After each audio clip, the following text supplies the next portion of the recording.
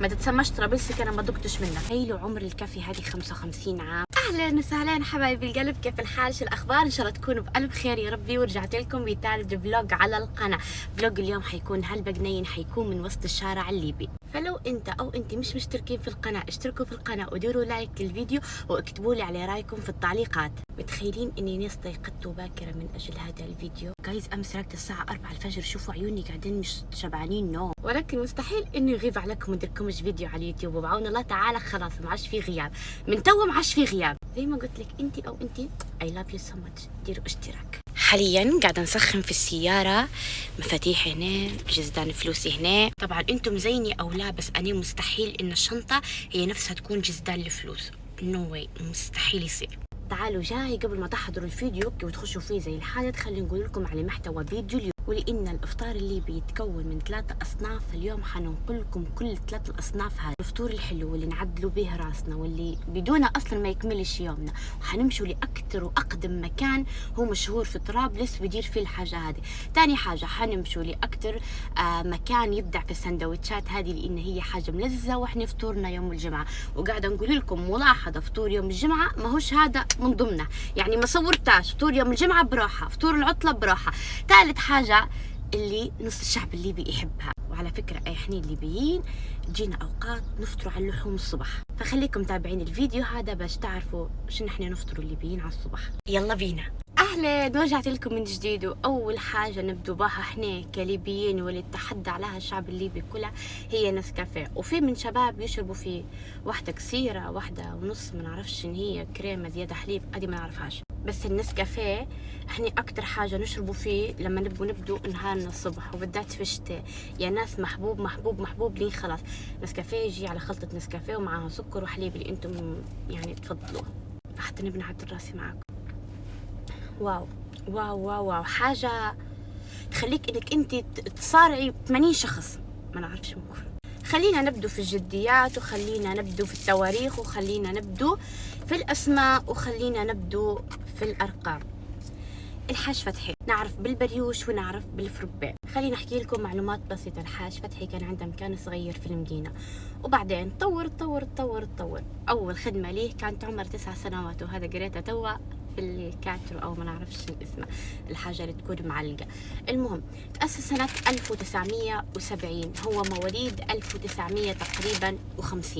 تخيلوا عمر الكافي هذه 55 عام. يعني خلينا نقولوا حاجه، ان على قد ما الليبيين فتحوا مقاهي، وعلى قد ما الليبيين فتحوا مطاعم، اللي من الشرق يجي لطرابلس على خاطر، اللي من الغرب احنا من الغرب، اللي من الجنوب يجي على خاطره من طرابلس، اللي من الشمال برضه، لانه يبدع وقديم وليه بصمته وحاجته اصليه. مبدئيا البريوش يتسمى في الاماكن الثانيه كرواسون، فهيك البريوش يتقدم بالطريقه هذه. انتم مش تحبوا فيه زبده، بس انا ما نحبش الزبده، فانا خديت عسل ونوتيلا وشوكولاته. وطبعا لما يقول لك نوتيلا يعني نوتيلا اصليه مش شوكولاته مزيته. المهم خلينا مع بعض نشوفوا، شوفوا الجمال، بسم الله ما شاء الله. وما ننسوش حاجه، انه زي ما قلت لكم عنده حتى افرباء. فالميكس الرهيب هذا، جاي على خاطره الناس من هالمناطق وهالبدون باش يخاطروا يشوفوا حاج فتح.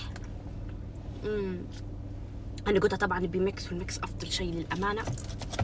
خلينا نبدو في الفطور مع بعض، نقولوا بسم الله. مش محتاج اني نقول او شيء زي هذا، لانه 10 من 10.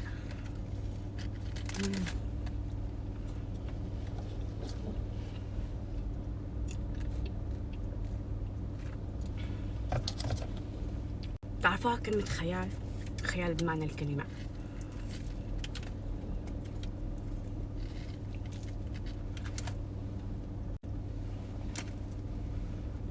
قصدي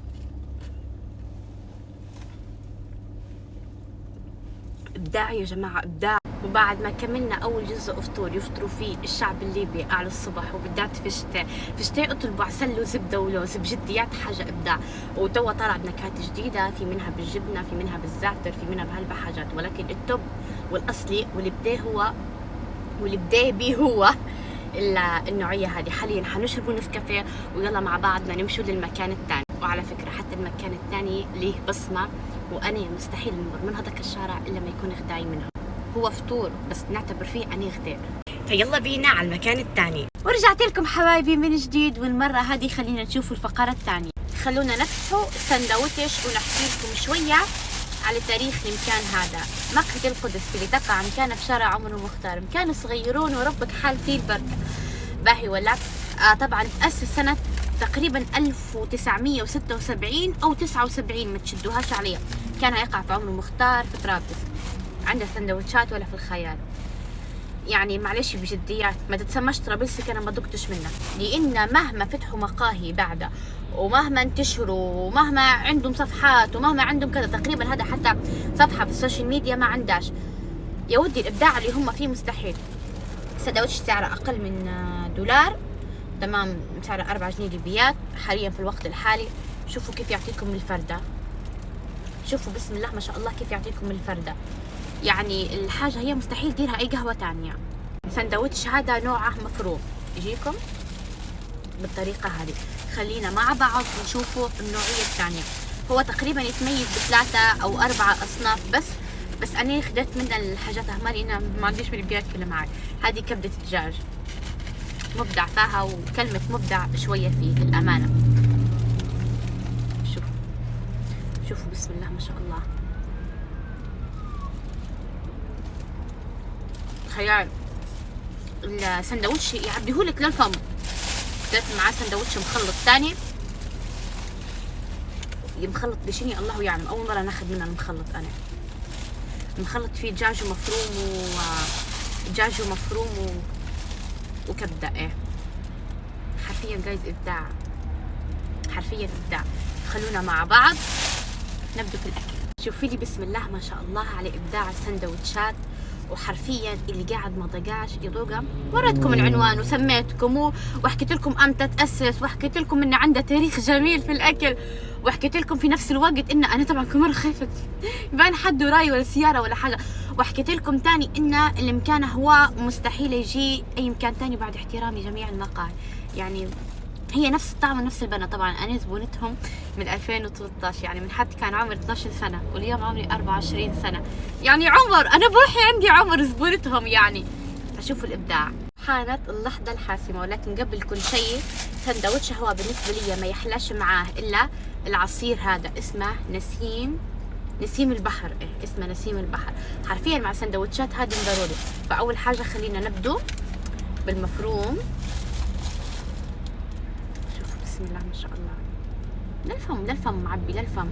والله مسكين لا يعرفني اللي بنصور ولا حتى حاجة. شوفوا بالك تقولوا غير من برا. بس بسم الله ما شاء الله، نقول بسم الله.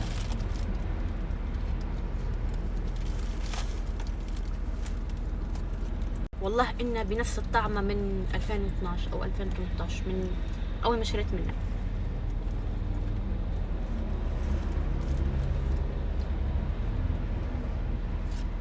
هذا الصنف اسمه صنف مفروم. خلينا مع بعض نخشوا في المخلط. المخلط واضح، دجاج ومفروم وكبدة. نقول بسم الله.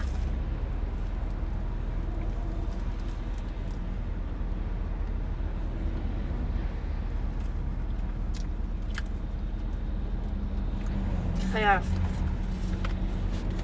خلونا مع بعض. كيف ما شفتش عصير؟ ما تحلاش اللقمة إلا بشربة العصير. بسم الله. طبعا أنا فوتت عليا، من المفروض نشربها مسقع، بس فوتت عليا لأن السيارة تم المكيف متاعها فعبيت مكيف. شوفوا قاعد يسكر الكبدة تتقدم، كبدة الدجاج. حتى اللي ما يحبش كبدة الدجاج صدقوني حيحب كبدة الدجاج. اتلخبطت. هذا المخلط جماعة، هذا المخلط مفروم وكبدة. هذا المخلط جماعة، هذه مفروم والكبدة وهذا الكبدة. معلش أنا اتلخبطت. بسم الله.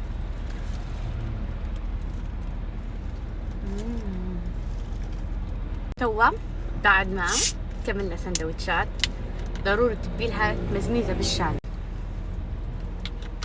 حاجة تمسح على الكبد يا عيلة، حاجة تمسح على الكبد.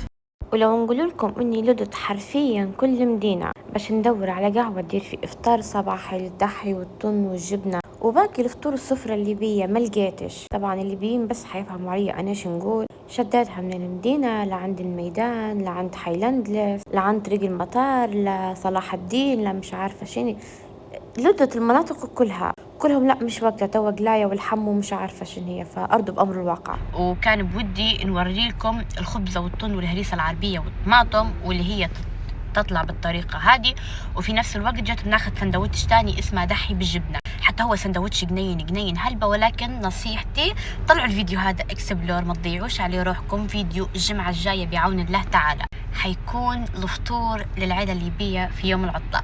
هذا ما هوش عنوان ولكن انا نحاول اني نختصره لكم. وبهيك يا حبايبي نكون وصلنا لنهايه الفيديو. ما تنسوش انكم انتم زي ما حكيت لكم تشتركوا في القناه وتديروا لايك للفيديو وتخلوا لي تعليق جنين من كل قلبكم. نشوفكم في فيديو جديد. باي باي.